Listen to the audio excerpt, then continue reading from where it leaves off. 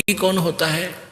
गीता जी अध्याय नंबर 2 के श्लोक नंबर 53 में कहा कि अर्जुन, जब तेरी बुद्धि भिन्न भिन्न प्रकार से भ्रमित करने वाले भिन्न भिन्न प्रकार के वचनों से हटकर एक परमात्म तत्व के, एक परमात्मा के ऊपर स्थिर हो जाएगी, तब तो तू योग को प्राप्त होगा, अर्थात तब तो तू भगत बनेगा, यानी शास्त्र अनुकूल साधक होगा। तो आप जितने भी भक्त हैं ये सारे के सारे योगी हो, जिनको सतनाम प्राप्त हो चुका है, आन उपासना त्याग दी है।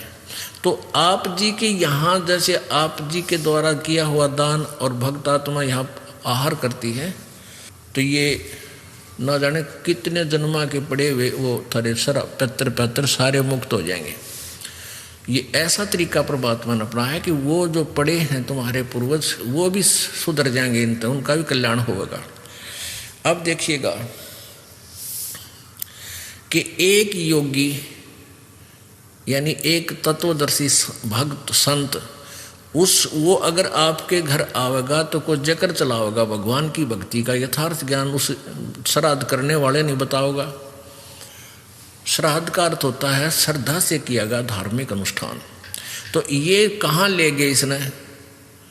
ये तो फिर पेट भरण पर आ खड़े करे इन्होंने। ये वो श्राद्ध वो जैसे दूसरा बना दिया इन्होंने। तो संत, पूर्ण संत होते हैं, वो ज्ञान देते हैं, अपनी मजदूरी करते हैं, पहले पूरा ज्ञान समझाते हैं, वो क्या कहना चाहता है, भगवान कैसा है, कौन है, और फिर 2 रोटी खाएंगे कि तब बाद उनके, या अपनी आरती उर्ती करेंगे 100 प्रकार के अपने क्रियाक्रम करके जब कभी भोजन खाते हैं। तो वो हो सकता है उस प्यारी आत्मा का समझ में आ जा, भाई भक्ति ये करनी चाहिए, ये श्राद्ध नहीं करने चाहिए, इस तरह। तो कहते हैं हो सकता है उन ब्राह्मणों का भी कल्याण करवा दे। एक समय एक रानी थी, भक्त संत रविदास जी की शिष्या होगी वो। अब जब तक वो संत रविदास जी कबीर परमात्मा के सर में नहीं आया था, यानी रहते थे साथ ही साथ वो, लेकिन परमात्मा ने भी उनको शरण में लिया नहीं था, क्योंकि रामानंद जी से उनको दीक्षा दिलाई थी।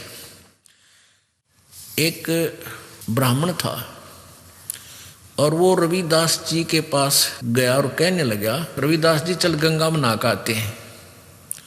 तो रविदास जी कहने लगे, भाई, क्योंकि रामानंद जी को परमात्मा कबीर जी ने ये ज्ञान दे दिया था, तो रामानंद जी ने रविदास जी को वो ज्ञान जचा रखा था। तो रविदास जी कहने लगे, भाई हमारी गंगा तो हमारा यहीं पर है, सिमरन है, और हम गंगा में नहीं जाते।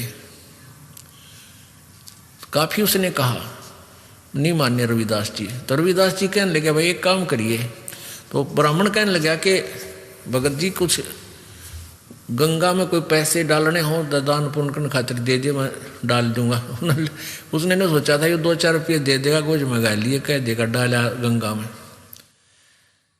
तो रविदास जी बोले, भाई एक काम करिए, ये ले जा मेरा 1 रुपया, और गंगा जी हाथ काट के जो रुपया ले वह न्यू हाथ में पकड़े तो दे आइए ना, वापस ले आइए। अब उसने सोचा कौन देखेगा, उड़ा मैं अपनी जेब में डाल लूंगा और कह दूंगा दे दिया, मैंने वो हाथ में पकड़ा था उसने। अब उसने जाकर एक बार तेने बोल दिया, हे गंगा मैया, भगत रविदास ने आपके लिए 1 रुपया भेजा है, न्यू क्या है हाथ में ग्रहण करे। एकदम हाथ निकला बाहर और ले लिया। दूसरे हाथ में क्या निकला, एक सोने का सुंदर कंगन, वो पंडित जी को दे दिया, और गंगा ने कहा ये उस परम संत को दे देना, सोने का कंगन। अब पंडित जी का गया बेईमाना, अगर भाई के बेरा फटेगा, रविदास जी ने ठगा ला जेब भीतर ली में, और उसने आके राजा को दे दिया। अच्छे पीछे मिलेंगे। राजा ने अपनी रानी को दे दिया। रानी कहने लगी, इस आते एक और चाहिए, ये तो जोड़ा होता है। उसके कुछ पैसे दे दिए, जैसे भी 20, 30, 50 रुपये थे उस कंगन के, पहले महंगे सस्ते होते थे भाव। अब राजा नौबामण फिर बुलाया, पंडित जी बात सुन, एक और लिया, नितरा बकल तारांगे जा नहीं लिया था, क्यों? उषा कंगन उसने सारा सर पटक लिया, कितना नहीं पाया। वो जब दुखी हो लिया अकीब जान बच्चा नहीं, रविदास जी के पास चले, शायद वो फिर 1 रुपया दे मैं गंगा में दे आऊं और फिर वहां से मिलेगा मुझे। तो फिर रविदास जी के पास गया पंडित जी, कहने लगे भगत जी आज तेरे हाथ में मेरे परिवार की जान है।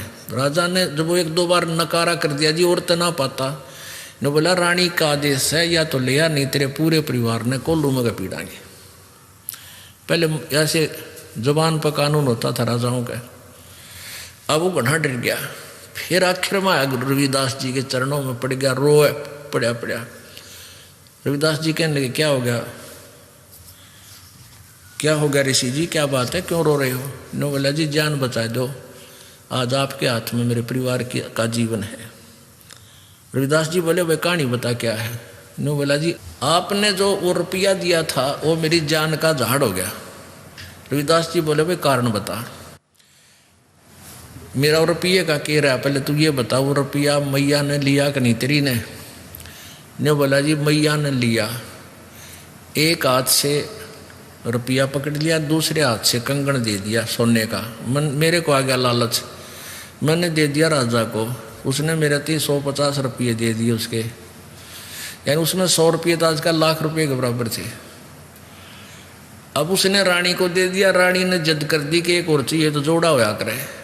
अब वो दूसरा मैं सारा सर पटक लिया, मुझे मिल नहीं रहा, राजा का आदेश से जो दूसरा नहीं लेकर आया था मेरे पूरे परिवार को खत्म करेगा। नो बोला 1 रुपया और दे दे, मैं गंगा मैया ने दे कर ले आऊँगा। नो बोला इससे वो जहाँ वो जूते बना रहा था ना रविदास जी, वहाँ एक कुंडा होता था पानी का, एक कुंडा सा पानी का होता था, जैसे डोंगा टाइप मिट्टी का ज़मीन में गाड़ दिया करते, उसमें से डोरी गिल्ली रखते थे वह, और जूते गांठ बनाते थे ना उसमें गिल्ली बोरी, और उसमें वो चाम भी भे कर रखते थे, चमड़े को भिगो कर रखते थे। पहले जो ये चमार जो जूते बनाते थे ये जीव हिंसा का किया हुआ चाम नहीं लेते थे, कोई स्वाभाविक कोई पशु मर जाता था उसी का चाम उतार के, यानी वो पाप के भागी नहीं होते थे, तो उसमें चाम भी भिगोया करता था चमड़ा कुंड में। तो रविदास जी बोले इस कुंड में हाथ दे कर काट ले जितने कंगन चाहिए। अब पंडित जी पहले तो दूर बैठा था, एक लत कपड़े से बोझ के, और मरता क्या नहीं करता, वो हाथ दे दिए उसमें, वो चाम के पानी में हाथ मारा तो उसके अंदर से 3-4 कंगन आए, एक जैसे, वो बिल्कुल डिटो कॉपी। अब रविदास जी बोला बाकी यहीं डाल दिया ना और सामत आ जाएगी तेरी, एक ले जा अपना। अब उसने तो कलदा पाटन हो रहा था, वो तो लेकर चला गया। अब वो रानी ने पूछा भाई तू लाया कितने पल दनाटे था, सच्ची बता। उन्होंने सारी कहानी बता दी। तो वो रानी इतनी प्रभावित हुई ऋषि जी तय उससे, रविदास जी से, उन्होंने रानी ने उसको गुरु बना लिया रविदास जी को। और एक दिन फिर धर्म भंडारा किया, एक भोज देना चाहा उसने, कोई लड़के की पार्टी पूर्टी करके जन्मदिन वगैरह का। उसमें 700 तो ब्राह्मण आ रहे, ब्राह्मण पंडित जी, और उधर से गुरु जी को भी आमंत्रित करना जरूरी था कि गुरु के बिना कोई अनुष्ठान नहीं करना चाहिए। रविदास जी को बुला रखा। रविदास जी को रानी ने आदर सत्कार से अलग से एक सुंदर आसन बिछा कर उसके ऊपर विराजमान कर रखे। उधर से ब्राह्मणों को न्योता दे दिया, सामने ब्राह्मण 700 ब्राह्मण आके और पंक्ति बना के भोजन के लिए पोजीशन पकड़ गए, और उधर से भोजन परोस दिया, सामने भोजन परोस दिया। जब तक भोजन नहीं आता ना, इतना नीत आगरा केला होंगे, जलेबी आओगी, लड्डू आओगी, वो ध्यान नहीं रहता कौन कित बैठा है। जब पूरी थाली भर ली, जब देखा उन्हें इधर उधर करके, उन्हें देखा रहा यू चमार बैठा है यहाँ पर, सारे खड़े हो ले। न बोले रानी तने हमारी बेइज्जती कर दी है, हम भोजन नहीं करेंगे। अब ये चमार यहाँ बैठा रखा है, तने तो हमारा दीन भ्रष्ट कर दिया, हम ब्राह्मण हैं। अब रानी कहने लगी, ब्राह्मणों रोटी खानी है तो खा लो, ना मेरे गुरुजी तो यहीं बैठेंगे, ये नहीं उठेंगे यहाँ से। अब रविदास जी कहने लगे, रानी बात सुन बेटी, आय अतिथि का अनादर नहीं करते, पाप लग गया करे। रविदास जी खड़े हो गए और कहने लगे, विप्रो मैं अपनी औकात भूल गया था, मेरा स्थान तो आपके जूतों में है, मैं वहाँ बैठता हूँ जाके, आप भोजन पाओ, रुष्ट ना हो, इस बच्ची को दोष लग जाएगा। अब रानी मना करती है और गुरुजी रविदास जी कहने लगे, बेटी गुरु का आदेश पालन होता है, आप मत बोलो। और वहाँ जाकर बैठ गए जहाँ उन्होंने जूते निकाल रखे थे। रविदास जी वहाँ बैठ गए, अपना भोजन कर रहे हैं। अब वो पंडे लागे छक्कन पे रोटी फटाफट। अब प्रत्येक पंडित के साथ में एक रविदास भोजन खा रहा है। 700 पंडित और 700 रविदास जी रूप बन गए और उनके साथ में रोटी खावे। वो सामने वाला पंडित कहता है, अरे तेरे साथ ये चमार रोटी खा रहा है। रविदास कहता, तेरे साथ भी तो खा रहा है। वो कहता, तेरे साथ भी तो खा रहा है। अब सारे कूद कूद पड़े। रविदास जी कहते हैं, ए ब्राह्मणों मेरी और इंसल्ट मत करो, मैं तो देखो यहाँ बैठा हूँ, मुझे बदनाम मत करो। वहाँ देखा सचमुच वहाँ भी बैठा और 700 रूप में उनके साथ खड़े। तब रविदास जी खड़े हुए ने बोले, पेट भरो, तुमने ना तो भगवान का बेरा, तुम तो पेट भरने की का ठेका ले रहे हो। कहने लगे, तुम इस जनेऊ से मोटे मोटे टांग रखे नो। तो परमात्मा रविदास जी बोले, जनेवा मुक्ति ना हो भाई, भक्ति से मोक्ष होगा। और तुम जनेवा चाहते हो। कहते अपना एक हथियार गेल ले रहे थे, चाम छोलन का, इतनी लंबी खुरपी सी हुआ करे। वो कहते हैं वो तो एक लीला थी, कौन सी खाल पाड़े थे, एकदम न्यू करके दिखा दिया। न्यू बोले, देखो मेरे अंदर सोने का जनेऊ है भाई, तुम तो इस सूत का बोझ मरो। तब कहते हैं 2 घंटे तक प्रवचन किया उस परम संत ने। वो 700 के 700 पंडितों ने वो जनेऊ काट कर फेंक दिए, रविदास जी के चरणों में शीश समर्पण कर दिया, नाम ले लिया। गरीबदास जी ने लिखा है, 1.25 मन सूत होया था उनके गला में का, 1.25 मन सूत, और उनने उन 700 पंडितों का उद्धार कर दिया। तो यहाँ क्या बता रहे हैं, वही बता रही है ये विष्णु पुराण, कि यदि एक सत साधक के सामने 1000 ये पेट भर श्राद्ध खानिए भी बैठे हों, उनका भी उद्धार और श्राद्ध यजमान का भी यानी भगत का भी उद्धार वो एक ही योगी कर देता है। जग सारा रोगिया रे, जिन सतगुरु वैद न जाना, जग सारा रोगिया रे, जग सारा रोगिया रे।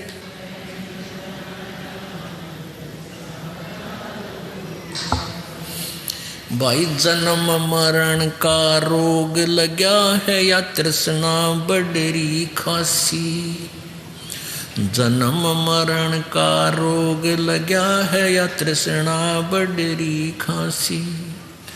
आवागवन की डोर गले में पड़ी काल की फांसी, जग सारा रोगिया रे, सतगुरु वैद न जाना, जग सारा रोगिया रे, जग सारा रोगिया रे।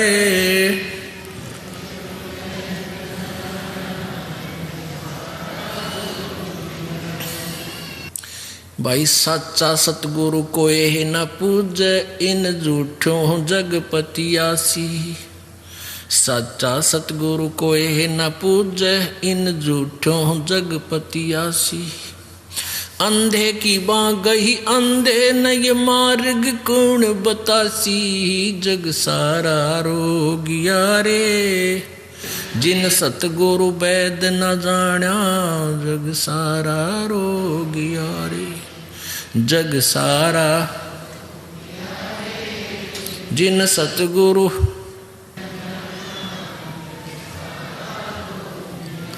भाई देखा देखी गुरु शिष्य बन गे, किया ना तत्व विचारा। देखा देखी गुरु शिष्य बन गे, किया ना तत्व विचारा। गुरु से दोनों के सिर पे युकाल ठोके पंजारा, जग सारा रोग यारे जिन सतगुरु वैद न जाण्या,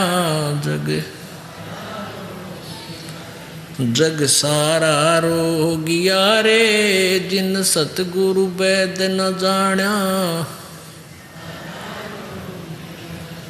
भाई सार शब्द सर जीवन बूटी, गैस गैस अंग लगावे, सार शब्द सर जीवन बूटी, गैस गैस अंग लगावे। कहे कबीर तुम सत कर मानो, ये जन्म मरण मिट जावे, जग हो गया रे जिन सतगुरु वैद न जाण्या, जग जग सारा रोगिया रे जिन।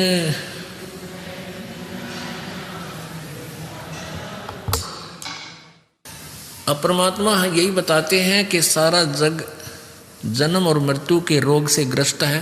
पूरा विश्व, पूरा संसार जन्म और मृत्यु के रोग से ग्रस्त है। और ये आने और जाने की, आवागमन की डोर गले में, या कहते हैं सुर नर मुनि जन 33 करोड़ी, बंदे सभी निरंजन डोरी। सब काल की डोर से बंधे हुए हैं। और जन्म मृत्यु का रोग ब्रह्मा विष्णु महेश तक लगा हुआ है। ये भी जन्म और मृत्यु में आते हैं, इनका जन्म मृत्यु होता है। अब यहाँ बात अटक जाती है।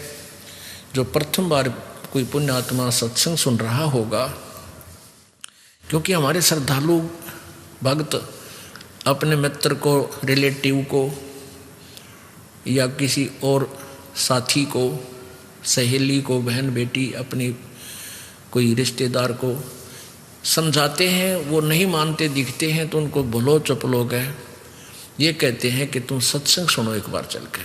तो यहाँ आने के बाद फिर उसको क्लियर हो ही जाता है कंसेप्ट। एक भक्त है हमारा, परमात्मा का भक्त, नेपाल से। उसने एक अपने, वो डॉक्टर है, अच्छा अधिकारी, उससे कहा कि आप हमारे गुरुजी का सत्संग सुनो। वो कहने लगा नहीं, पहले आप मेरे गुरुजी के पास चलो। उसने कोई गुरु माँ नामक कोई गुरु है वो बना रखी थी। तो वो कहने लगा हमारा भक्त की पक्की बात होगी, मैं आपके वहाँ चलूँगा। आपके गुरुजी का सत्संग तभी बहुत दूर है, समय है, पहले हमारे गुरुजी का सत्संग एक बार वहाँ चलो आप, फिर हम आपके वहाँ चलेंगे। अब उसने यहाँ ले आया। अब उसने 3 दिन बैठ कर नेपाली ने सुना सत्संग परमात्मा का। ओहो, उसने नाम ले लिया। अब वो फिर मेरे पास आए दोनों, कहने लगे जी मैं तो इसको ले गया था, ले जाना चाहूँ था अपने पास वहाँ, और यूँ ले आया मुझे यहाँ। तो वो जो भगत था हमारा, वो कहने लगा मुझे पता था कि एक बार डॉक्टर जी यहाँ आ गया तो फंस जाएगा। तो वो डॉक्टर कहता है मैं तो सही फंस गया, और मुझे फंसना चाहिए था, मैं गलत जगह लाग रहा था। कहते यहाँ तो हाथों हाथ सच्चाई है, पर कसर क्या रहेगी, सामने प्रत्यक्ष प्रमाण रहे, बताइए इसमें शंका को स्थान कहाँ है। और इतना देख के भी नहीं मानो तो मूड आदमी होता है। जानबूझ साची तजय करे झूठ तने, और ताकि संगत है प्रभु सोपन में भी ना दे। अब यहाँ आपको फिर दिखाते हैं कि ब्रह्मा विष्णु महेश नासवान है, क्योंकि एकाद ऐसा भी पा जाएगा तो आज फंस जाएगा।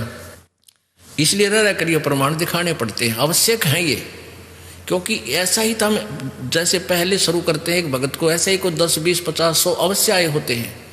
क्योंकि अब तो विस्फोट हो लिया भगवान की वाणी का और महिमा का सब जगह, और सच्चाई तो अपना स्थान बनाती ही है। अब देखिएगा श्रीमद् देवी भागवत, इसमें ब्रह्मा विष्णु महेश नासवान है, इनके भी जन्म मृत्यु का रोग लगा हुआ है। ये है श्रीमद् देवी भागवत। पर संपादक हैं हनुमान प्रसाद पोदार, चिमनलाल गोस्वामी। प्रकाशक हैं एवं मुद्रक गीता प्रेस गोरखपुर, गोविंद भवन कार्यालय कोलकाता का संस्थान। ये इनके फ़ोन और फैक्स नंबर है। इसके 123 पृष्ठ पर ही काफ़ी कंसेप्ट क्लियर हो जाता है। तीसरा स्कंद, ये तीसरा स्कंद है। यहाँ 123 पृष्ठ पे विष्णु भगवान अपनी माता दुर्गा की स्तुति कर रहा है। तुम शुद्ध स्वरूपा हो, ये सारा संसार तुम ही से उद्भासित हो रहा है। मैं ब्रह्मा और शंकर हम सभी तुम्हारी कृपा से विद्यमान हैं।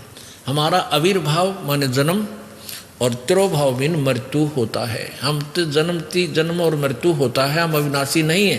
केवल तुम ही नित्य हो, नित्य माने अविनाशी। जगत जननी हो, प्रकृति और सनातनी देवी हो। भगवान शंकर बोले, देवी यदि महाभाग विष्णु तुम ही से प्रकट हुए हैं, उत्पन्न हुए हैं, तो उनके बाद उत्पन्न होने वाले ब्रह्मा भी तुम्हारे बालक हुए। फिर मैं तमोगुणी लीला करने वाला शंकर क्या तुम्हारी संतान नहीं हुआ? अर्थात मुझे भी उत्पन्न करने वाली तुम ही हो। शिवे, संपूर्ण संसार की सृष्टि करने में तुम बड़ी चतुर हो। इस संसार की सृष्टि, स्थिति और संहार में तुम्हारे गुण सदा समर्थ हैं। उन्हीं तीनों गुणों से उत्पन्न हम, रजगुण ब्रह्मा, सतगुण विष्णु, तमगुण शंकर, यानी ब्रह्मा विष्णु और शंकर नियमानुसार कार्य में तत्पर रहते। इससे एक सिद्ध हो गया कि ब्रह्मा विष्णु महेश नाशवान है, अविनाशी नहीं है। जग सारा रोगिया रे, जिन सतगुरु वैद न जाण्या। जग सारा रोगिया रे। अब ब्रह्मा विष्णु महेश तक को भी यह जन्म मरण का रोग लगा हुआ है। आज प्रसंग चल रहा है कि सतगुरु बिन काहू न पाया ज्ञाना, जो थोथा वो छिड़े किसाना। अब अभी तक जो ज्ञान आप सुन रहे हैं कि अब श्राद्धों के विषय में आपने पढ़ा, देखा, आंखों देख लिया। अभी विष्णु पुराण में श्राद्ध के विषय में एक और प्रकरण दे रखा है कि श्राद्ध में भैंस का दूध प्रयोग नहीं करना चाहिए, उससे श्राद्ध लगे नहीं। फिर आपके पितर तो रह गए बिना श्राद्ध के, कोई गाय तो अब रही कोई ना, गऊ तो बहुत अभाव हो गया, सब दूध श्राद्ध भैंस का ही प्रयोग करते हैं। अब देखिएगा, यही विष्णु पुराण गीता प्रेस ग्रुप से प्रकाशित है। इसके 214 पृष्ठ पे है। अब 213 तो आपने पढ़ लिया। ये देखिएगा, ये है तृतीय अंश, वही चल रहा है। ये तृतीय अंश और अध्याय नंबर ये 16 जो अभी आपने पढ़ा था 213 पे। देखो और कमाल दिखाऊँ आपने, इन जीव के चठोरा ने के जुल्म कर रखे है। पुणात्मा भक्ति करना कोई कठिन बात नहीं है, ज्ञान समझ में आना चाहिए। जब ये दिल डटेगा, एक जगह स्थिर होगा एक परमात्मा पे, नहीं तो आप वैसे भटकते रहोगे। आपको दृढ़ करने के लिए दास ने का यही प्रयत्न है कि आपको रंग दो इसे रंग में, क्योंकि आप सब बालक नहीं है, समझदार हैं। बालक भी समझदार हैं। तो अब 5वीं 6ठी कक्षा के बालक की कंप्यूटर चलाने लाएंगे तो आध्यात्मिक कंप्यूटर न देगा, मोड़ न देंगे। अब देखो, आपने यही पढ़ा था 213 पृष्ठ पे तीसरे अंश में और ये 16वें 15वें अध्याय में कि हे राजन, श्राद्ध करने वाले पुरुषों से विश्वदेवगण, पितृगण, मातामह यानी दादी और कुटुंबी जन सभी संतुष्ट रहते हैं जो भूत बन गए। हे भोपाल, पितृगण का आधार चंद्रमा है और चंद्रमा का आधार योग है, इसलिए श्राद्ध में योगी जन को नियुक्त करना अति उत्तम है। हे राजन, यदि श्राद्ध भोजी एक सहस्र ब्राह्मणों के सम्मुख एक योगी भी हो तो वह यजमान के सहित उन सब का उद्धार कर देता है। ये तो उदाहरण आपको दे दिया रविदास जी ने, उन 700 कारगिल रानी का उद्धार कर दिया। आगे देखो 16वां अध्याय। औरव बोले, और इसी बता रहे हैं कि हवी, मत्स्य यानी मछली, ससाक, सशक खरगोश, नकुल, शुक्र, सूर और छाग, कस्तूरिया मृग, कृष्ण मृग, काला मृग, गवय यानी वन गाय, वो नील गाय बोलते हैं ना, वन गाय, और मेष यानी भेड़ के मांस से, तथा गव्य तरह के जो भी है। यहाँ देखना संस्कृति इनकी, इन्हें गाय का मांस इसका अर्थ है, लेकिन इसने घुमोड़ दिया, थोड़ा सा अनुवाद गलत कर दिया। गव्य गौ के घी दूध आदि से पितृगण कर्म से एक एक मास अधिक तृप्ति लाभ करते हैं। और वर्गणी पक्षी के मांस से सदा तृप्त रहते हैं। ये और मीठा होगा कि मैं स्वादिष्ट होगा इनके लिए। और हे नरेश्वर, श्राद्ध कर्म में गंडे का मांस, काल साग और मधु अत्यंत प्रशस्त और अत्यंत तृप्तिदायक है। अरे वाह, यानी जो जिसने जो जी चठोरी थी वो बढ़िया बता दिया कि गंडे का मांस हो जाता, कहना है कर गेलो सैद, आहा जी पंगारी दर दे इनके। अब देखो इसमें स्पष्ट लिख रखा है, ये जो इसका अनुवाद है कि हवी मत्स्य ससाक और ये गव्य, यहाँ देखो हवी मत्स्य सस्य नकुल से च शौकर यानी सुअर, और यहाँ गवैयर ये है गवर और गवियन, और ये इसके विषय में यहाँ लिखा है, यहाँ अब हिंदी पढ़ेंगे क्योंकि यहाँ गवियन यानी ये मांस के लिए ही लिखा सारा कुछ। इन्होंने डरत्या न कदे कोई हिंदी पढ़ लेने के मांस का, गां का मांस खाने का लिखा है और हिंदू थरा सर फोड़ दें, तो इसलिए यहाँ कर दिया गौ का घी दूध लिख दिया, बाकी यहाँ मांस। अरे घी दूध का जिक्र नहीं है कितना, ये तो मांस के ऊपर प्रकरण है। तो गाय का मांस भी इन्होंने लिखा है कि वो भी खाना चाहिए। थरा फिर मुसलमानों ने बुरे क्यों बताना थे भाई हम, ये तो कसाई घराए बैठे थे दुश्मन, ये ऐसे प्रकरण लिख कर चले गए हमारे लिए। यहाँ देखो आगे, अब यहाँ देखो ये 214 पृष्ठ पे और वही 16वां अध्याय चल रहा है, 15वां पढ़े 16वां चल रहा है। यहाँ देखो इसमें भैंस का दूध श्राद्ध में प्रयोग नहीं होना चाहिए, और सारे भैंस के दूध तो श्राद्ध काटने तुम तो वो भी नकली काम तुम्हारा। ये देखो, हे राजन, जो रात्रि के समय लाया गया हो, अप्रतिष्ठित जलाशय का हो यानी शाम का पानी, और जिसमें गौ तृप्त न हो सकती हो ऐसे गड्ढे का अर्थात दुर्गंध या फैन युक्त जल श्राद्ध के योग्य नहीं होता। एक खुरवालों का, ऊँटनी का, भेड़ का, मुर्गी का तथा भैंस का दूध श्राद्ध कर्म में काम न ले। बताए क्या तो काटोगे श्राद्ध, गए काम तय, इसलिए आ जाओ बंदी छोड़ की शरण में, बेड़ा पार हो जाएगा। अब आपको दिखाते हैं अब ये तीर्थों के बारे में। ये तीर्था बड़े डुबाया करते, वह तीर्थ क्या थे, इसमें ऐसे ऐसे बेउद्य प्रकरण लिख रखे हैं, सुनाते हैं विश्रमा हमने। अब ये तीर्थ क्या चीज है, अब इन तीर्थों का ऐसा प्रकरण है कि कहीं पर किसी साधक ने बैठ के किसी इष्ट की या जैसी भी उसको साधना प्राप्त थी, उसने वहाँ यानी किसी तालाब का आश्रय लेकर, नदी या झील का, अपनी तपस्या साधना की, जैसा भी अनुष्ठान उसको पता था। अब उसने जो भी डले ढोए थे यानी जहाँ तक की भी साधना की थी, किसी स्वर्ग की या महास्वर्ग की, वो तो करके साधना चला गया वहाँ से, जहाँ जिस लोक में जिस इष्ट के पास उसने जाना था। अब बाद में वहाँ क्या रह गया, कुछ नहीं रहा, एक यादगार रहेगी। और अब क्या बताते हैं कि उस तीर्थ पे ऐसे ऐसे उस ऋषि ने तपस्या की थी, वहाँ राजा जनक ने यज्ञ करे थे, इसलिए वो जनक तीर्थ बन गया। अरे भले आदमी हो। अब जैसे हम यहाँ सत्संग कर रहे थे, पहले ये दास जगह जगह सत्संग करने जाते थे, नगर नगर में खुले समागम करते थे 5-5 दिन के। और उस शहर में हमने सत्संग किया, जो सत्संग सुनने आए वहाँ उनके लिए भोजन भंडारा फ्री होता है।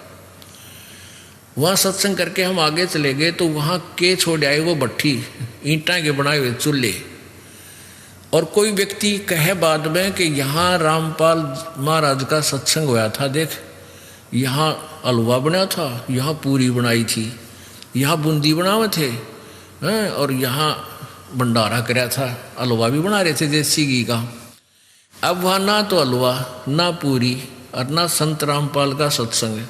वो तो एक स्थान है, वो भट्ठी, वो चूल्हे माटी के ईंटों के, वो खाली खोखा है। अब वहाँ चक्कर काटने से क्या सत्संग वाला लाभ या वह हलवा पूरी मिल सके है? नहीं मिल सकती।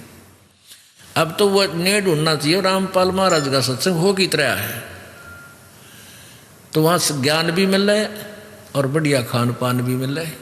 तो ये तीर्थ जो बना रखे थे वहाँ लोग वहाँ चला जाओ तो उस पर ये लाभ हो जाए। अब यहाँ देखिएगा, एक पुरूरवा तीर्थ, पुरूरवा तीर्थ, इसके विषय में क्या बताया है? एक पुरूरवा नामक राजा था और वो ब्रह्मा जी की सभा में चला गया। वहाँ ब्रह्मा जी की लड़की सरस्वती बहुत सुंदर थी, वहाँ बैठी थी। और जब तक इस प्राणी को तत्व ज्ञान नहीं है, इनमें बकवाद कित जावड़े बकवादा की गिठड़ी बांध जा करे, तो उस राजा ने एक बांदी अपनी नौकरानी के माध्यम से पता करा ये लड़की कौन है। उसको पता चला ब्रह्मा की लड़की है। तो उसने संदेशा भिजवाया कि आप मेरे साथ गलत संबंध करना चाहते हो, तो उसने स्वीकृति दे दी ब्रह्मा की बेटी ने। वो दोनों वहाँ से निकल गए। कोई 1000 वर्षों तक एक नदरिया के ऊपर किनारे पर वो बकवाद करते रहे। एक दिन ब्रह्मा जी ने देख लिया, ब्रह्मा जी ने श्राप दे दिया और वो वहाँ फिर कहते वह लड़की थी ना, उसकी वह तो पहला दरिया बन गई, नहर पर पानी बन गया, कर्म ठोको, वह दरिया में डूब कर मर गई होगी शर्म की मारी। और फिर पुरूरवा ऋषि ने वहाँ बैठ कर तपस्या की। वो तपस्या क्या करता होगा, उसके वियोग में बकवाद घड़ी होगी उसने। तो कहते वहाँ जाने पर सब दुख दूर हो जाते हैं। उनकी कथा सुनते ही पाप लगे, तुम दुख दूर की बात करते हो इसे पापियों की। अच्छा रहा गजब हो गया। आप थोड़ी सी झलक दिखाता हूँ, देखो ये है ब्रह्म पुराण। ब्रह्म पुराण केवल हिंदी गीता प्रेस गोरखपुर से प्रकाशित है। ये गीता प्रेस गोरखपुर से प्रकाशित है। ये वही गोविंद भवन कार्यालय कोलकाता का संस्थान। अब इसके 172 पृष्ठ पर 172 पृष्ठ पे संक्षिप्त ब्रह्म पुराण ब्रह्मा जी कहते हैं, आगे देखो, उससे आगे पुरूरवस नामक तीर्थ है। उसके दर्शन की बात तो यह है कि स्मरण मात्र से पापों का नाश हो जाता है। और थारा गजब हो गया। लेकिन उसका उस तीर्थ को याद कर लें जब भी पाप नाश हो जाते हैं। एक समय राजा पुरूरवा ब्रह्मा जी की सभा में गए। वहाँ देव नदी सरस्वती ब्रह्मा जी के पास बैठी हंस रही थी। वह रूपवती देवी को देखकर राजा ने उर्वशी से पूछा, ब्रह्मा जी के पास यह रूपवती साध्वी स्त्री कौन है? यह तो सबसे सुंदर युवती है और अपने सौंदर्य के प्रकाश से इस सभा को उद्दीत कर रही है। उर्वशी ने कहा, ये कल्याणमयी ब्रह्मा कुमारी देव नदी सरस्वती है। ये प्रतिदिन आती जाती रहती है। यह सुनकर राजा को बड़ा विस्मय हुआ। उन्होंने उर्वशी से कहा, इसको मेरे पास बुलाओ। उर्वशी ने जाकर राजा का संदेश सुनाया। सरस्वती ने स्वीकार कर लिया तथा अपनी प्रतिज्ञा के अनुसार वह पुरूरवा के पास आई। राजा ने सरस्वती नदी के तट पर उसके साथ अनेक वर्षों तक विहार किया, मौज मस्ती की। यह देख मैंने, ब्रह्मा जी कह रहा है, तब सरस्वती को साप दे दिया। मेरे साप के कारण वह मृत्यु लोक में ही लुप्त हो गई और कहीं दिखाई नहीं देती। जहाँ सरस्वती नदी गंगा में मिली है, वहाँ पहुंचकर राजा पुरूरवा ने तपस्या की और महादेव जी की आराधना करके गंगा जी के प्रसाद से संपूर्ण अभीष्ट प्राप्त कर लिया। तब से उस स्थान का नाम पुरूरवा तीर्थ है। सरस्वती संगम और ब्रह्म तीर्थ पड़ गया। वहाँ सिद्धेश्वर नामक प्रसिद्ध महादेव जी रहते हैं। वह तीर्थ समस्त कामनाओं का देने वाला थोड़ा शर्स है। बेकूफ देखिए है मूर्ख बना रखे। अभी न पढ़ते आना भी शर्मान लागी हमने। हम पहले इसी नशर पर डर रहे थे, इसे डंगे पर रखे इसमें पुराणों में ऐसे मूर्ख बना गए नकली संत में। अब देखो, तीर्थ वो स्थान है जहाँ किसी ने कोई साधना की। चल किसी ने थोड़ी बहुत साधना कर भी ली तो वो लेकर चला गया अपने पुण्य को वहाँ। अब जैसे किसी ने कई अच्छे स्थान भी हैं, जैसे राजा जनक ने लिखा है कि कई हजारों यज्ञ किए एक स्थान पर। वहाँ पानी पुणी का अच्छा प्रबंध था, बढ़िया दरिया थी और काफ़ी लोग वहाँ आते थे। राजा के उसमें धर्म यज्ञ की उसने, अच्छी बात है, वो कर गया। तो राजा जनक ने कर लिया, वो तो ले गया अपने पुनों को स्वर्ग में। अब वहाँ उस स्थान पर क्या रह गया? कुछ भी को ना। जैसे किसी ने एक अपने साथ वाले मकान तक एक हमाम दस्ता मांग लिया और उसने क्या किया कि उसमें कुछ अपनी सुगंधित सामग्री कूटी और सामग्री को कूट के उस पोंछ के धो के वो अमाम दस्ता उनका वापस सौंप दिया। अब उस अमाम दस्ते में वो सामग्री सारी निकालने के बाद भी महक रहेगी। वो महक उस कमरे में आ रही है जहाँ वो हमाम दस्ता रखा था। तो उस परिवार वाले उसमें जाते हैं, कहते हैं मैं किस चीज़ की आती है? तो उन्होंने देखा हमाम दस्ते में से आ रही है और उनको पता था कि कोई पड़ोसी ले गया था, उसने कोई अपनी सुगंधित सामग्री इसमें कुट्टी छेती है। कुछ दिनों हुआ भी ना रही, महक भी खत्म होगी उसकी। अब जैसे उस वास्तविक वस्तु का लाभ उठाने के लिए उस पड़ोसी की तरह सामग्री लाओ और कुटो और फिर पूरा लाभ उठाओ। ये वो तीर्थ तो हमाम दस्ता खाली, वहाँ ऋषि था, वो अपने कूट के बना के भक्ति जो चला गया उस हमाम दस्ता में के सूंघने जाएंगे क्या लेंगे? वैसी ही क्रिया आप यहाँ बरवाड़ा कर लो, ये तीर्थ हमारे लिए, ये साधना हम कर रहे हैं, हमारा ये तीर्थ है। अब देखिएगा श्रीमद् देवी भागवत में बिल्कुल क्लियर कर दिया। अब देखिएगा श्रीमद् देवी भागवत गीता प्रेस गोरखपुर से प्रकाशित है। ये वही है, संपादक हनुमान प्रसाद पोदार, चिमनलाल गोस्वामी। अब बार बार यूँ दिखाना पड़ेगा, देखो ना सोचा ये नकली छाप रहे हो अपनी, पेटा ना पर विश्वास ना हो बच्चे गए। गीता प्रेस गोरखपुर प्रकाशित है, गोविंद मुनि कार्यालय कोलकाता स्थान। एक बार ये दास वहाँ नासिक में सत्संग कर रहे थे, नासिक महाराष्ट्र में। वहाँ टेंट ला रखे हम भक्ता ने सत्संग हो रहा है। 2-4 बुढ़े और आगे सत्संग शाम के समय। जब ये दास कहे कि ब्रह्मा विष्णु महेश नासवान है तो न्यू वहाँ खड़े हुए, अब ये कौन आ गया? और फिर दास ये दिखा दे, पहले ये दास ऐसे कर रहा था, नो ऊपर से दिखा दूँ था, नो देखो देवी, पहले ऐसे था हमारे पास, ये सिस्टम ऊपर वाला नहीं था, प्रोजेक्टर पाता था कि देखिए ये ऊपर से दिखा के गीता प्रेस गोरखपुर ये नो का नो, और फिर अंदर चला जाता था जहाँ हमने प्रकरण दिखाना है। तो वो बूढ़े नो कहें आपस में, ये षड्यंत्रकारी है, ऊपर जल्द जल्द अपनी बना रहा है, दिखा अंदर तो ना दिखाता। कुदरती फिर मेरा याद आ गई, वो स्वाभाविक, वहाँ हमारे भगत तो रहते ही थे, बैठते थे उनके साथ हमारे भक्त यहाँ से। तो फिर जब मैंने ये अंदर से भी दिखाया ना, ये हनुमान प्रसाद पोदार चिमनलाल गोस्वामी, बूढ़े न्यो करे, ये तो वही है जो हम क्या करते हैं डेली, वही है।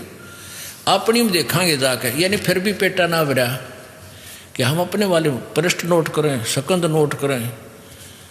अगले दिन वो सारे न्यो के न्यो पाए, बूढ़े ढीले हो गए। फिर अब देखिएगा, आपको दिखाते हैं, निचोड़ कर रखा है इन्होंने भी सच्चाई जो परमात्मा बताते हैं, इन्होंने सारे डले डुबा कर लास्ट में कहनी पड़ी वह, लेकिन उसका किसी का असर नहीं, स्वयं भी असर नहीं। उनका जो लेखक हैं, Vyas ji is the writer of Purana and Veda and Gita ji, ये इनका राइटर है, लेखक है, लेकिन असर इसका भी कोई ना। बीच में निशान ला रखे हैं, वही है ये है 6ठा स्कंद और पृष्ठ नंबर 416 पे श्री संक्षिप्त देवी भागवत। व्यास जी कहते हैं, अब व्यास जी कहते हैं, यहाँ बताते हैं, बद्री का आश्रम अत्यंत पवित्र स्थान है, यह बात सर्वत्र प्रसिद्ध है। इसी स्थान पर रहकर नर और नारायण नामक 2 मुनियों ने कठोर तपस्या की है। वामनाश्रम और सत्योपाश्रम भी प्रसिद्ध हैं। जो मुनि जहाँ रहकर तपस्या कर चुके हैं, वह स्थान उन्हीं के नाम से प्रसिद्ध हुआ। अब पता लगा ना तीर्थ किसे कहते हैं।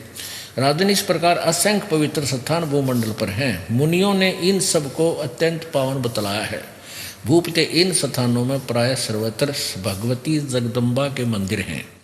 कुछ ऐसे तीर्थ भी हैं जिनका नियमतः दर्शन कर लेने से पापों का उच्छेद हो जाता है। ये भी नशे बोला था करा व्यास जी भी। आगे देखियो, खुद कह रहा है कि इनके दर्शन कर ले, इन नियमित दर्शन कर लेने से पापों का उच्छेद हो जाता है। उन तीर्थों का प्रसंग आगे चलकर वर्णन करूंगा। आगे देखो, और फिर क्या है 417 पृष्ठ पे क्या कह रहा है, राजन यह निश्चित है कि तीर्थ देह संबंधी मैल को धोकर साफ कर देते हैं, किंतु मन के मैल धो देने के लिए उनमें शक्ति नहीं है। वाह भाई वाह। चित्त शुद्ध तीर्थ गंगा आदि तीर्थों से भी अधिक पवित्र माना जाता है। ये चित्त शुद्ध तीर्थ, ये सत्संग है परम संत का। यदि भाग्यवश चित्त शुद्धि तीर्थ सुलभ हो जाए तो मानसिक मल के धुल जाने में कोई संदेह नहीं। परंतु राजन, इस चित्त शुद्धि तीर्थ को प्राप्त करने के लिए ज्ञानी पुरुषों के सत्संग की विशेष आवश्यकता है। वेद शास्त्र व्रत तप यज्ञ और दान से चित्त शुद्धि तीर्थ का प्राप्त होना बहुत कठिन है। वशिष्ठ जी ब्रह्मा के पुत्र थे। उन्होंने वेद और विद्या का सम्यक प्रकार से अध्ययन किया था। गंगा के तट पर निवास करते थे, तथापि द्वेष के कारण विश्वामित्र के साथ उनका वैमनस्य हो गया, बैर हो गया, और दोनों ने परस्पर शाप दे दिया और उनमें भयंकर युद्ध होने लगा। राजन, व्यास जी कहते हैं, व्यास जी बता रहे हैं, राजन इस प्रकार वशिष्ठ और विश्वामित्र का परस्पर युद्ध छिड़ गया था, जिससे उन दोनों को ही महान कष्ट भोगना पड़ा। नरेंद्र, दानव मानव एवं देव योनि से संबंध रखने वाले कौन ऐसा व्यक्ति जगत में है, देव योनि से संबंध रखने वाला ऐसा व्यक्ति कौन जगत में है जो अहंकार पर विजय प्राप्त करके निरंतर सुख से समय व्यतीत करता है। इससे सिद्ध हो रहा है कि श्रेष्ठ पुरुषों के लिए भी चित्त का शुद्ध होना बड़ा कठिन है। अतः सम्यक प्रकार से चित्त को शुद्ध कर लेना ही परम आवश्यक है। अन्यथा तीर्थ, सत्य, दान तथा धर्म के जितने साधन है वे सब के सब कोई विशेष प्रयोजन सिद्ध नहीं कर सकते। अब कितना क्लियर हो गया। अब आखिर में व्यास जी ये कहना चाहते हैं कि चित्त शुद्धि तीर्थ यानी परम संतों का सत्संग, परम संत का सत्संग ये मिलना चाहिए जो मन के मैल न धो दे। और ये मिलना बड़ा मुश्किल है, क्योंकि वशिष्ठ मुनि ने वेदों को पढ़ा और फिर विश्वामित्र ने भी वेद पढ़े, दोनों विद्वान, और दोनों का झगड़ा हो गया छोटी सी बात पर। किस बात पर हुआ कि वशिष्ठ मुनि जी विश्वामित्र को कहते थे कि आओ राजऋषि, क्योंकि उन्होंने राज्य त्याग कर साधना प्रारंभ की थी, उनमें अभी अहम था। अब इसी बात पर विश्वामित्र और वशिष्ठ का झगड़ा हो गया। विश्वामित्र ने वशिष्ठ मुनि जी के, पहले तो उनका आपस में लठबाजा, फिर विश्वामित्र ने वशिष्ठ के 100 बेटों की हत्या कर दी। वो अरे मैं ऋषि हो, 100 पुत्र मार दिए वशिष्ठ के। अब वशिष्ठ की पैर भी ना बसाव थी कि वो तगड़ा था, राजा से राजपद से आया था, इसलिए अपना शांत रहना उसने उचित समझा। तो कहने का भाव ये है कि अप्रसंग दूसरा चल रहा है, यहाँ वो कथा सेट नहीं होगी, इसलिए दास क्या कहेगा। तो कहने का भाव ये है कि ये दोनों विद्वान बतावे थे और आपस में इनका लठबाज गया, कितना जुल्म कर दिया, बहुत दिनों तक युद्ध हुआ इनका। अब यहाँ वशिष्ठ जी कहते हैं, व्यास जी कहते हैं कि ऐसे संत भी मिलने बहुत मुश्किल है जो कति मन का मैल धो दे। गीता जी अध्याय नंबर 7 के श्लोक नंबर 12 से लेकर 15 तक इन तीनों गुणों रजगुण ब्रह्मा, सतगुण विष्णु, तमगुण शिव जी की भक्ति करने वालों के विषय में बताया है कि ये भी व्यर्थ है। और फिर अपनी साधना गीता ज्ञानदाता ब्रह्म कहता है कि मेरे साधक 4 प्रकार के हैं, अर्थार्थी, आर्थ, जिज्ञासु और ज्ञानी। तो उनमें से 3 प्रकार के जिज्ञासु तक, यानी अर्थार्थी, आर्थ और जिज्ञासु, ये तीनों रिजेक्ट कर दिए कि ये सही भक्त नहीं है मेरा भक्त है ज्ञानी, ज्ञानी आत्मा। उसको ये पता लग गया कि एक परमात्मा की भक्ति करनी चाहिए, आन उपासना त्याग देनी चाहिए, और मनुष्य जीवन केवल परमात्मा प्राप्ति के लिए ही प्राप्त होता है। इस दृष्टिकोण से उस ज्ञानी आत्मा ने वेदों को पढ़ा, उसमें से निष्कर्ष निकाल लिया कि एक ही परमात्मा पूर्ण ब्रह्म है जिसकी पूजा करने से मोक्ष होगा। अब वहाँ वेद में और गीता में मंत्र ब्रह्म का है और महिमा पूर्ण ब्रह्म की है। परमेश्वर कबीर जी कहते हैं, वेद मेरा भेद है पर मैं ना वेदन के माही, और जौन वेद से मैं मिलूं, ये वेद जानते नहीं। तो इन ऋषियों ने, ज्ञानी आत्मा ने, जिन्हें भगवान चाहिए था, ओम नाम का जाप सेलेक्ट कर दिया वेदों और गीता से, और साधना तप, घोर तप शुरू कर दिया। घोर तप की बीमारी इस काल ने ब्रह्मा का लाई थी। जब ये कमल के फूल पर बैठा था अकेला, आकाशवाणी कर दी, तप करो तप करो। तो ब्रह्मा जी ने ये आकाशवाणी पूर्ण परमात्मा की मान ली, या थी काल की, तो तपस्या शुरू कर ली। तो इन ऋषियों ने अपने इस ओम नाम के जाप में या तपस्या और ठोक ली, यानी ये व्यस बना लिया। हठ योग किसी भी शास्त्र में नहीं, हठ योग करने का किसी में भी नहीं। इन्होंने सभी ने हठ योग किया, ब्रह्मा ने किया, विष्णु ने किया, शिव ने किया, और सब ऋषियों ने किया। तो वो भी पार नहीं हुए। उन्होंने, उनमें भी जो है ना, ये ईर्ष्या, राग, द्वेष, महिमा भरी रही। एक चौणक नाम के ऋषि थे, उन्होंने इसी तरह वेदों के अनुसार साधना की, हठ काफ़ी समय तक तप किया, ओम नाम का जाप किया, एटम बम बन गया। मानदाता चक्रवर्ती राजा की 72 करोड़ सेना थी, उसको अपनी सिद्धि शक्ति थे, अपनी कमाई दो हठ योग करके जो उसने तोप बना ली थी, और साधना की सिद्धियां जो कमाई थी, इकट्ठी की थी, उसका दुरुपयोग करके मानधाता चक्रवर्ती, यानी पूरी पृथ्वी का राजा था वो, उसकी सेना को मार डाला। अपने उस सारे जीवन की कमाई का युद्ध दुरुपयोग कर लिया। इसलिए गीता जी अध्याय नंबर 7 के श्लोक नंबर 18 में कहा कि ज्ञानी आत्मा है तो उद्धार, ये परमात्मा के लिए न्यौछावर है, लेकिन ये पुण्यात्मा मेरे वाली अनुत्तम गति में सचित है, क्योंकि ब्रह्म साधना भी मोक्षदायक नहीं है, ऐसी ही दुखदायक है। कि जैसे उस तुड़क ऋषि ने साधना की परमात्मा पाने के लिए, भगवान मिला नहीं, उसके लिए तो थ्योरी बना दी, निराकार है, दिखता को नहीं, और उससे होगी सिद्धियाँ, वो एटम बम बन गया। उसका दुरुपयोग करके और सब ऋषियों में सुप्रीम हो गया, और को हो भाई उसने इतना काम कर दिया, एक 72 करोड़ सेना मार दी अपनी पुतलियों से।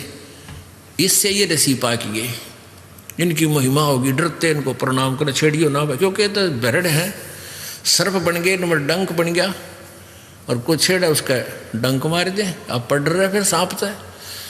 तो परमात्मा कबीर परमेश्वर जी कहते हैं, 72 सोनी खा गया वो चुनक ऋषीश्वर एक, दे धारे जोरा फिर ये सभी काल के बेख। 72 सोनी खा गया ये चुनक ऋषीश्वर, ऋषियों में भी महान ऋषि माना जाने वाला 72 सोनी खा गया। और चुनक ऋषीश्वर एक, कहते हैं दे धारे या मौत फिरे, ये ऋषि नहीं है तो मौत थी चलती फिरती। ये सभी काल के भेख, ये ब्रह्म तक के साधक, काल के साधक, काल के भेख। गीता जी अध्याय नंबर 7 के श्लोक नंबर 19 में स्पष्ट किया है कि बहु नाम जन्मा नाम अंते ज्ञानवान माम प्रपतजे, और वासुदेव सर्वमिति सहमात्मा सो दुर्लभ है। ये बहुत जन्म जन्मांतर के किसी अंत के जन्म में कोई ज्ञानी आत्मा ब्रह्म तक की साधना करता, नहीं तो नीचे के भैरव भूत बेतालों में देवताओं में उलझे रहते हैं। और ये बताने वाला कि वासुदेव यानी पूर्ण परमात्मा ही भक्ति के योग्य है, वही मोक्षदायक है, वही पाप नाशक है, वही पूजा के योग्य है, उसी की भक्ति करनी चाहिए, नथिंग एल्स। ये बताने वाला साधु तो बड़ी मुश्किल से मिलेगा, सहमात्मा सुदुर्लभ है। तो यहाँ व्यास जी भी यही कह रहे हैं कि जो इस मन के मैल ने धो दे, ऐसा सत्संग करने वाला संत आपको बहुत मुश्किल से मिलेगा। और बात तेरे काम न आवे तू संतों शरण लाग रे, के सोवे गफलत में बंद।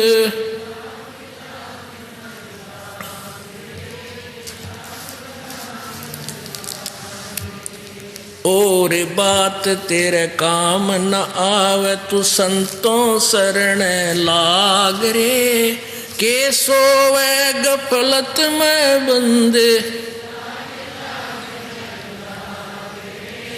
जाग जाग नर जाग रे, भाई इस तन सराय में जीव मुसाफिर करता रहे दिमाग रे, तन सराय में जीव मुसाफिर करता रहे दिमाग रे, रात बसेरा कर ले डेरा, चले सवेरा त्याग रे, चले सवेरा त्याग रे। और बात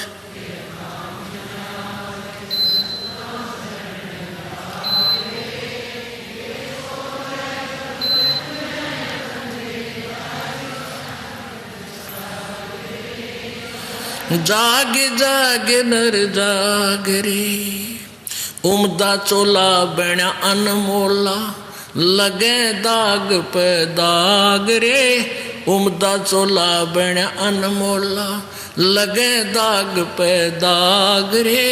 2 दिन की गुजरान जगत में क्यों जले बिरानी आग रे। और बात तेरे काम न आवे तू संतों शरण लाग रे, के सोवे गफलत में बंदे।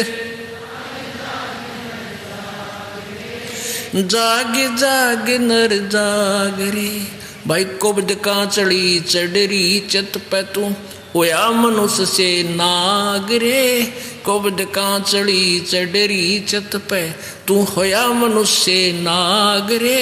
सूझे नहीं सजन सुख सागर, ये बिना प्रेम बैराग रे, बिना प्रेम बैराग रे। और बात तेरे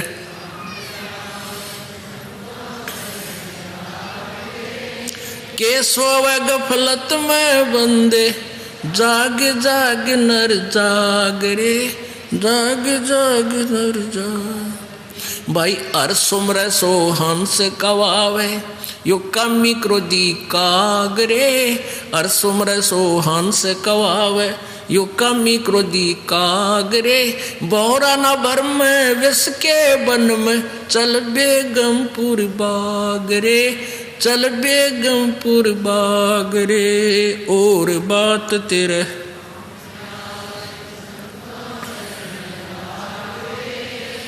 क्या सोवे गफलत में बंदे,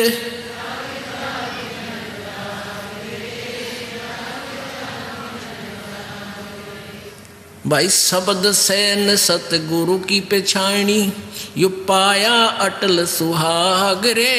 शब्द सैन सतगुरु की पहचानी, पाया अटल सुहाग रे। नितानंद महबूब गुमानी, परगटे पूर्ण बाग रे, परगटे पूर्ण बाग रे। और बात तेरे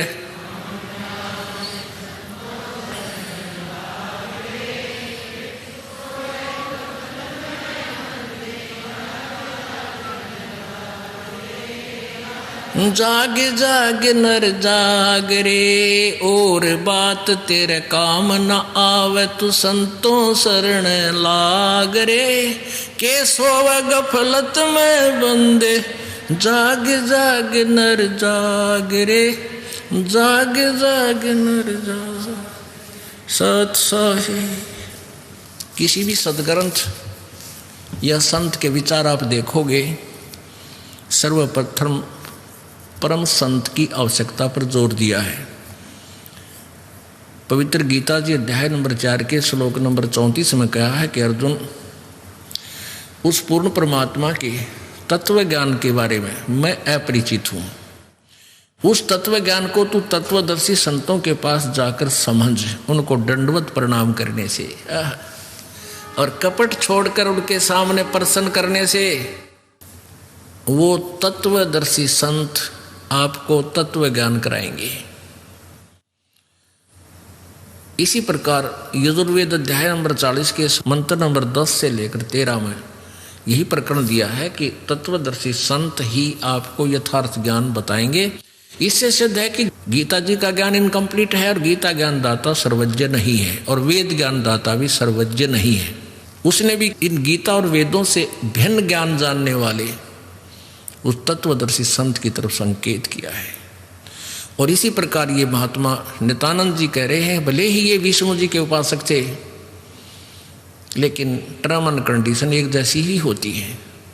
जैसे कोई बच्चा खेल में खेलता है डिस्ट्रिक्ट स्तर पर, डिस्ट्रिक्ट लेवल पर यानी जिला स्तर पर, तो नियम वही होते हैं। और कोई खेलता है फिर राज्य स्तर पर, कोई फिर अपना नेशनल स्तर पर, देश के आखिरी जो मैच होता है, और फिर इंटरनेशनल स्तर पर यानी विदेशों के साथ भी जो खेल खेलता है, तो सबके नियम एक जैसे हैं। सर्वप्रथम संत पूरा हो और फिर शिष्य भी पूरा हो, यानी प्रत्येक मर्यादा का पालन करता हुआ इस राम नाम के गेम न खेले जब सफल होगा। कहते हैं बाजी से राजी नहीं ये संता नाल खुशहाल, ये मल अखाड़ा जीतेंगे भाई युगन युगन के माल। ये भक्ति रूपी अखाड़े में आप जी सिलेक्ट हुए हो, आप ना जाने कितने जन्मों तो भक्ति करते हुए आ रहे हो। जैसे एक पहलवान होता है, वो पहले बहुत प्रैक्टिस करता है, घी क्या खाता है, मालिश करता है, दंड पेलता है, तब की तब वो कुश्ती लड़ता है तो सफल होता है। तो उन्हीं में से सफल होते हैं जो प्रैक्टिस कर रहे हैं। तो आप जी काफ़ी युगों से आ रहे हो इस भगवान के बल अखाड़े में, पहलवान हो, सभी बहन बेटी भाई बुजुर्ग जितने भी बच्चे बूढ़े, ये पिछले जन्म जन्मांतर के खिलाड़ी हो उस मालिक के खेल के। तो इन्हीं में से पास होंगे, इन्हीं में से पार होंगे। कहते हैं बाजी से राजी नहीं ये संतानाल खुशहाल, ये मल अखाड़ा जीतेंगे युगन युगन के माल। बोलो सतगुरुदेव।